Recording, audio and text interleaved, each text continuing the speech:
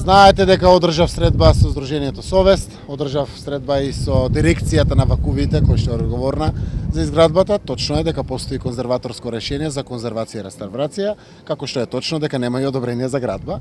Одлучивме сензитивен период. Доаѓаат избори, Охрид е примерна со животот и на меѓурелигиското разбирање, да ова прашање заедно на заеднички состанок после 5 мај седнеме во владата и го изнајдеме решението. Законите треба да се почитуваат во државата, но истовремено да ги почитуваме и сите други околности кои што се важни за сите граѓани.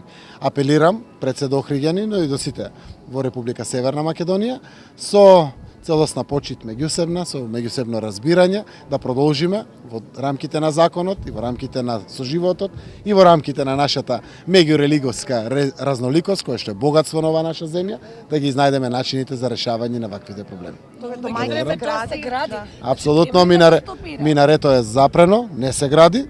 Она која што Ние гледаме постојано слики дека се гради. Еве, после состанокот кој што го одржавме, сопрена изградбата на минарето, таму до каде што е стигнато, и тоа го правиме со редовни контроли, дел се и цивилни контроли од делот на владата и од мојот кабинет, сопрено е минарето да се гради. Во моментот знам дека може да се прочистуваат каналите околу самиот објект, кој што е во рамката на одржувањето на самиот објект, заради тоа што сите верувам дека ги испочитуваат своите ветувања и дадениот збор, за да можеме навистина во духот на Охрид, во духот на ова наше богатство, да го најдеме решението на овој проблем.